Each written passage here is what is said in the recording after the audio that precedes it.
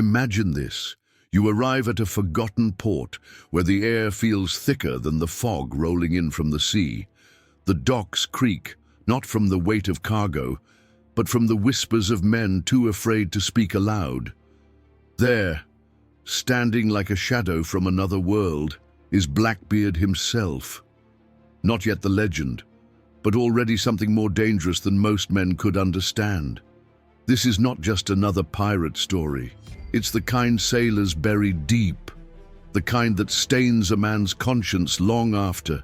The cannon smoke clears, a tale of silence where there should be music, fear where there should be laughter, and something unseen moving among the broken crates and rum barrels. Today, you're about to hear what really happened that morning on the docks of Port Sombra, when Blackbeard walked toward a crowd, frozen in terror, and the sea itself seemed to hold its breath. Legends aren't just told, they're passed from sailor to sailor. If you crave the untold tales of the sea, loyalty, loss, and vengeance, subscribe to the channel and claim your place in our crew. There are moments that never leave you, sounds, smells, faces burned so deep into memory that even the strongest rum can't wash them away. Port Sombra, that cursed corner of the Caribbean where fog clings to your skin and the air tastes like rust and regret. That's where it happened. I remember the crowd. Sailors, thieves, and men too broke to buy honor. They stood there like vultures circling a shipwreck, staring at the center of the dockyard where an old barrel of salt sat, cracked and bleeding its contents onto the wood. On top of it was her, Isadora Vallejo. Her name spread through the docks like a rumor no one dared speak aloud. Her long black hair was matted to her face, strands sticking to the dried sweat and tears she didn't have strength left to wipe away. Chains had left their mark around her ankles, red and raw, the kind of scars that don't fade, no matter how many years pass. Her dress, if you could still call it that, hung in torn strips, stained with salt and dirt from places no decent soul should ever end up. And yet, her eyes, those hollow, sunken eyes, they didn't beg, they didn't plead. They stared straight ahead, like she was already somewhere else, somewhere darker. Beside her stood two men, not sailors, not true pirates, more like merchants of shame, wearing faded coats that tried to pass for respectability but stank of desperation. They shifted from foot to foot, their voices low but rehearsed, like they'd done this before. Too many times. "Good health," one mumbled. "Strong enough for deck work or private services," said the other, letting the words hang in the air like spoiled meat. Then, with a grin that showed more rot than teeth, the taller one added what made even the drunkest men pause. 5 months along, a rare chance. Laughter. Nervous, forced. A few men spat on the ground, others turned their backs, pretending they hadn't heard. And there, standing at the edge of it all, was Blackbeard, Edward Teach. The name that made hardened captains lose sleep. He didn't move, didn't speak, just stood with his arms crossed, eyes locked on the woman like he was reading something no one else could see. I've seen him furious. I've seen him when his voice could shake the timbers of a ship. But that day, there was only silence. Heavy, suffocating. The kind of silence that feels like a storm waiting to break. What struck me most wasn't the auction or the cruelty, but the way she sat there, as if she had already been buried once and pulled back from the grave just to endure this final humiliation. Her stare cut through the noise, through the laughter, through the cheap offers and the cold eyes of men who'd long forgotten what mercy looked like. It wasn't a look of fear or even hate. It was emptier than that. The kind of emptiness that stays with you, even when the sea tries to take it away. And in that stillness, for the briefest moment, I saw Blackbeard's hand twitch, Just once, before he turned his back and walked away. No one followed. Some things, even in a pirate's world, leave marks too deep to speak of. And Port Sombra, that cursed port, kept its secrets buried under salt and silence. Some moments in a pirate's life leave no blood, but still wound deeper than steel. That morning, as the salt air mixed with sweat and cheap rum, Blackbeard stood frozen, watching the scene unravel like some twisted game of fate. It was the customs officer who spoke first. A fat man with gold rings on fingers too small to wear them properly, known more for his greed than his courage. His voice, thick and oily, broke the tension with a number that turned my stomach.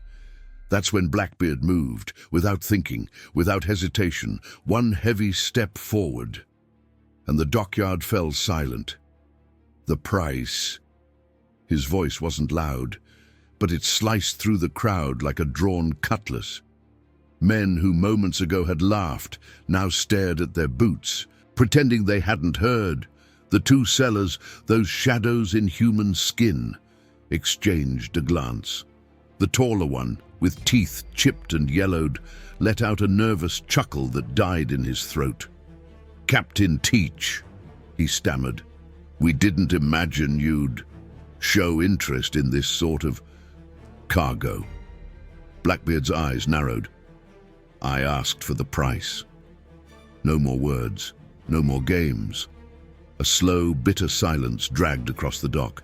You could almost hear the gulls holding their breath overhead.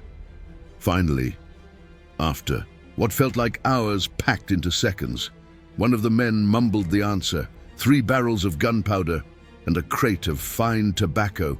For a heartbeat, no one moved. Then Blackbeard spat on the wood at his feet, a low growl rising from his throat. "Take the tobacco off my account. As for the powder, you'll fetch it from my ship." There was no argument, no counteroffer, no haggling. When Blackbeard set terms, the sea itself seemed to agree. The deal was done, signed not with ink, but with a kind of fear only a man like him could command. He extended his hand toward her, and still, she didn't flinch, didn't lift her gaze. Slowly, with the weight of someone used to carrying chains heavier than most men could bear, Isadora stepped down from the barrel on her own. No help, no struggle, just quiet defiance in every step she took. Even broken, she chose how she walked. And as she passed, I swear, for the briefest second, I saw something flicker behind Blackbeard's eyes. Guilt, pity, or perhaps the cold recognition of a soul just as lost as his own. The walk back to the ship felt longer than any crossing I'd ever made. The sun hung low, bleeding red across the sky, but she kept her eyes fixed on the horizon, like she was chasing something only she could see. No tears, no trembling lip, just silence, the kind that makes even seasoned men feel small. She moved beside Blackbeard, step for step, as if there'd never been chains, never been humiliation, never been that cursed barrel of salt. When we reached the Queen Anne's Revenge, the crew paused. Curious eyes followed her, questions rising like smoke from a dying fire. But one glance from Blackbeard was enough, a look that froze words before they formed. No man spoke, no one dared. Hours passed. The ship rocked with the lazy pull of the tide. Lantern light flickered in the captain's quarters, casting long, restless shadows on the walls. Blackbeard sat behind his desk, elbows on the worn wood, staring at her like a man, trying to read the storm behind her eyes. She sat opposite, both hands wrapped tight around a battered tin cup, filled with water, though her trembling fingers made it ripple like a restless sea. Finally, his voice broke the stillness. "Your name?" The question drifted across the cabin, soft, but with an edge sharp enough to draw blood. For a moment, she froze, like the weight of that single word was heavier than any chain. Then, with a breath that sounded more like surrender than speech, she answered, "Isadora Vallejo." The name hung there, thick, bitter, like gunpowder lingering after a failed shot. A name that didn't belong to someone fragile, a name that tasted like rusted iron and broken promises. Blackbeard didn't flinch, but something shifted in him, the kind of shift a man feels when he knows trouble has just stepped aboard, not in the form of cannon fire, but in the shape of a woman, with eyes too empty for her years, and a name that smelled like death. The sea has ways of keeping its secrets, but sometimes, on nights when the wind howls through the rigging and the wood groans like something alive, those secrets crawl back to the surface. In the weeks that followed, Isadora spoke little. Days passed with barely a word from her lips. She kept to the edges of the deck, curling herself near the coils of rope, always within reach of the shadows, always with one eye open. Somewhere along the way, she'd stolen a dagger from one of the crew, slipped it inside the folds of her tattered dress, close enough that she could feel the cold metal against her skin as she slept. And no one, not even the boldest man aboard, dared try to take it back. But it was that one night, the one when the waves turned violent and the ship rocked like a beast in its death throes, that I saw the crack in her silence. Most of the crew lay below deck, lulled into uneasy sleep by the exhaustion of another day at sea. Blackbeard stood near the helm, pipe in hand, watching the storm build. In the distance, that's when he heard it, low at first, like the sea whispering through broken teeth, voices, faint but unmistakable. He followed the sound, step by step, until he found her, alone at the bow, staring out into the black horizon, where sky and water became one endless grave. Her lips moved, barely above a breath, calling out names, men's names, names no one else on that ship would recognize. But he knew the tone. He'd heard it before, in other places, on other nights. From sailors, too far gone to return. The names she spoke, they weren't prayers, they were curses and confessions, ghosts she dragged behind her, their faces still burning in her mind, no matter how far the ship sailed. Blackbeard stood there, silent, watching. She didn't flinch when she felt his presence. Instead, she turned, lifting her gaze to meet his, eyes darker than the sea beneath them. "You know what it's like, don't you, Captain?" she whispered. "To carry their faces with you in the dark, when not even the ocean can wash the pain from your skin." For a long breath, there was nothing but the creak of the ship and the roar of distant waves. Then, without a word, Blackbeard struck a match, lighting his pipe, the brief glow flickering against the deep scar running across her neck. A wound half healed, but never forgotten. Neither of them spoke again that night. Some truths, out here, are too heavy for words. Port Royal, a place where gold buys silence, and old grudges wait like sharks beneath. Still water. The sun hung heavy that day, the kind of heat that makes metal burn to the touch and tempers run thin. Blackbeard had gone ashore, nothing more than a simple errand to the blacksmith, but trouble, as always, had a way of finding him. It happened as he stepped out into the narrow street, the air thick with the smell of iron and sweat. 3 men stood waiting. At the center, a face from Isadora's past, her brother-in-law, the last thread of a bloodline already stained by too much loss and too many bad debts. Beside him, 2 hired blades, rough men with shaking hands, trying to look braver than they felt. Without warning, the first man stepped forward, voice loud enough to draw stares from passing merchants. "She belongs to us," he spat.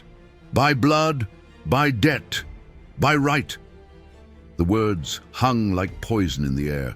For a brief second, the street seemed to shrink, the noise of the market fading until only the sound of distant gulls remained. Blackbeard's face darkened. slower than a storm rolling over the sea. "There's no debt," he said, voice low, steady, deadly. "That can be paid with a person's soul." What happened next was fast, too fast for most to see. 3 shots, sharp, final. 2 men fell where they stood, their lifeless bodies twisting into the dirt. The third ran, dropping his weapon as fear overtook whatever pride he carried.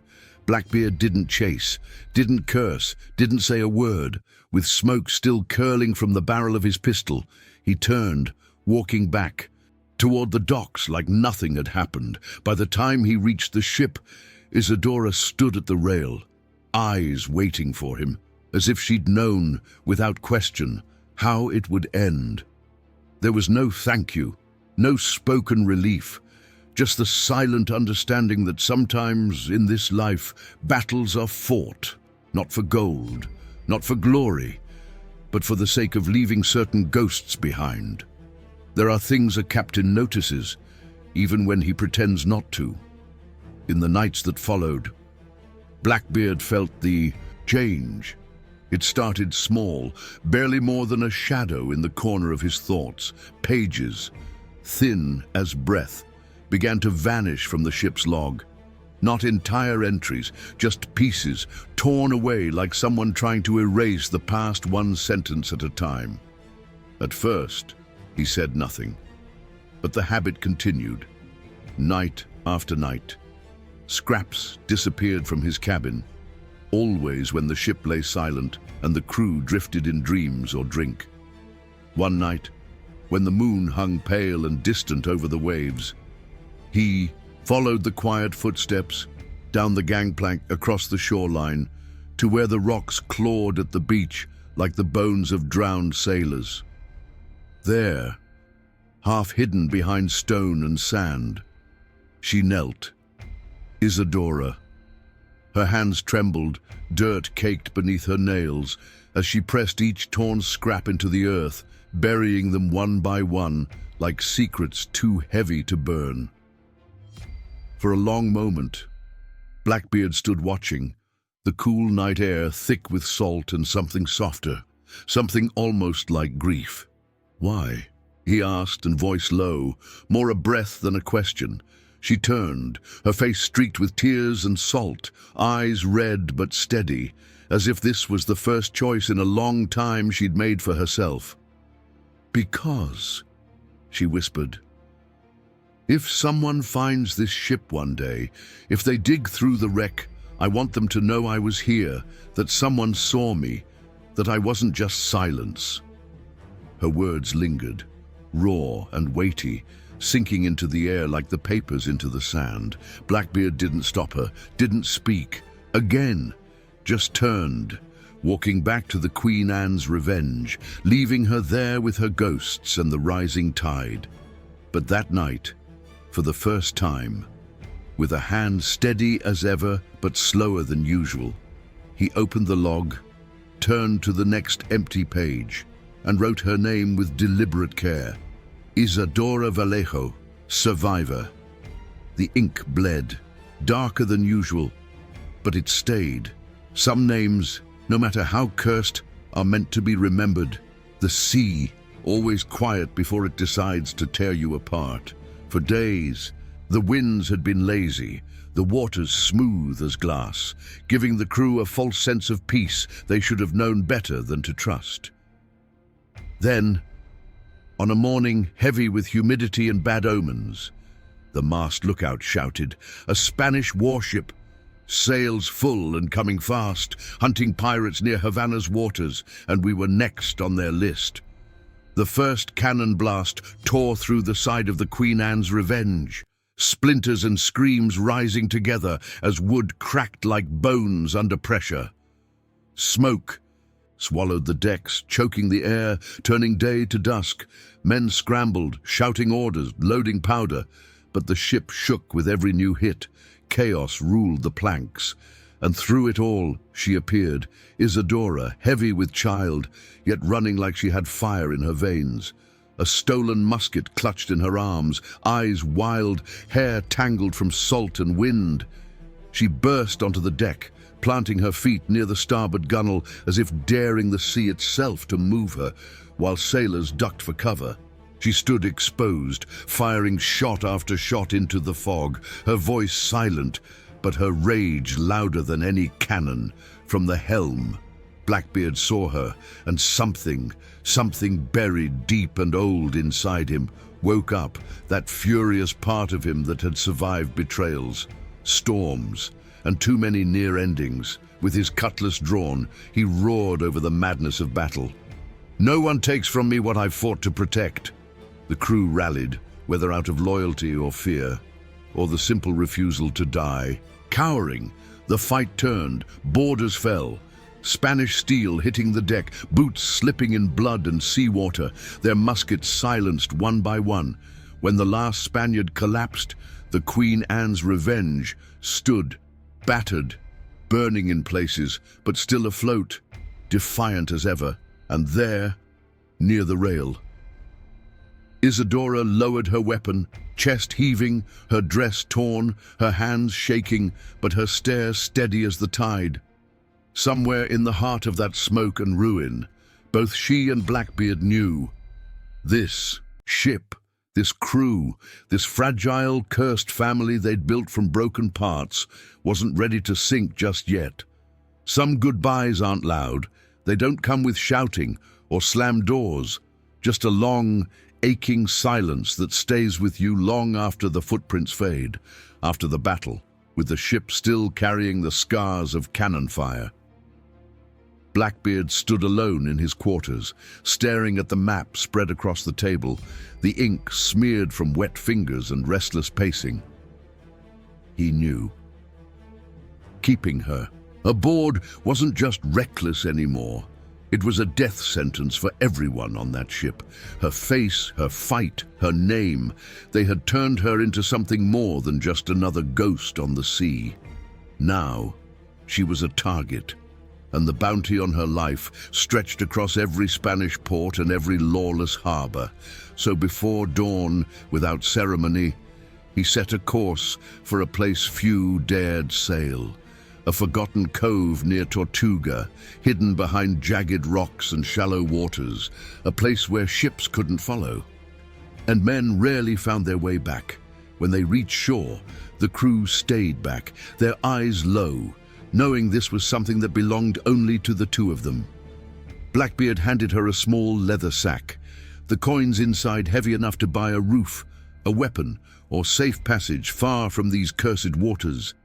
Alongside it, a worn scrap of parchment, a rough map marking the closest freshwater springs and the paths to avoid. "This is where you start again," he said, voice rough, like gravel, underfoot. For a long breath, she said nothing. Then, for the first time since she'd stepped aboard, the tears came, not from fear, not from desperation, but from the simple, unbearable weight of having to leave him. Her hands trembled as she clutched the bag, staring at him as if trying to memorize the lines of his face, the shadows in his eyes, the quiet strength that had stood between her and death more than once. "Will you come back?" she asked, her voice barely more than a whisper, like the sea itself might swallow the words before they reached him. Blackbeard didn't answer, didn't promise, didn't lie. Instead, with a touch softer than anyone would have believed from him, he placed his hand against her cheek, rough fingers lingering for a heartbeat, as if trying to hold on to something he knew he'd never see again. Then, without another word, he turned and walked back toward the waiting ship, the waves already erasing their footprints from the sand. Some stories don't end with a final breath or a sinking ship. They linger like salt in old wounds, like voices that never leave the back of your mind. Months passed. The Queen Anne's Revenge kept moving from port to port, always one step ahead of the noose tightening around her captain's neck. Blackbeard's legend grew, whispered by sailors half drunk on rum and half broken by fear. But for those who had stood on that deck, who had seen what happened in the weeks after Isadora left, the story was different. They spoke of him changing, of long nights when he stood alone at the helm, staring at nothing but open water, fingers brushing the worn handle of his sword, where a single strip of faded blue cloth had been tied, a piece of her dress, or maybe her hair ribbon, no one dared ask. In the taverns of Kingston, old crewmen swore they'd seen him sitting by himself, silent, nursing a drink he barely touched, eyes fixed on something that wasn't there. Some said he waited for a letter that would never come. Others believed he expected to see her face in every new harbor, standing at the edge of the crowd, watching but never stepping forward. But the sea forgets most things, except the restless ones. On nights without a moon, when the wind dies and the waves turn glassy and still, sailors passing near Tortuga speak of a single flame, burning low between the rocks of a hidden cove. A fire no storm could snuff out, a signal for someone lost. Or maybe a promise she made to herself, that she'd wait, as long as it took, and buried in the last pages of the Queen Anne's log, written in the rough, unmistakable hand of Edward Teach, between maps of failed raids and records of stolen cargo, there's only one line, faded now, but still there. Not all wars are won with gunpowder. No one knows how her story ended. Some say she made a life for herself on the island, trading small goods, helping runaways find safe shores. Others swear she vanished into the interior, never to be seen again. And Blackbeard, well, history tells many versions of his final days, but none of them mention the blue ribbon or the woman whose name stayed locked inside his journal until the very end. Some scars, after all, don't bleed. They stay quiet, waiting for someone, somewhere to remember. Did you already know this forgotten part of the story? And if you had been on that ship, standing beside Blackbeard, what would you have done? What other sea stories, buried and untold, deserve to be brought back to the surface here? If this story touched you in any way, don't let it vanish like so many other names the sea has taken. Subscribe to the channel and turn on notifications to keep hearing what was never meant to be forgotten.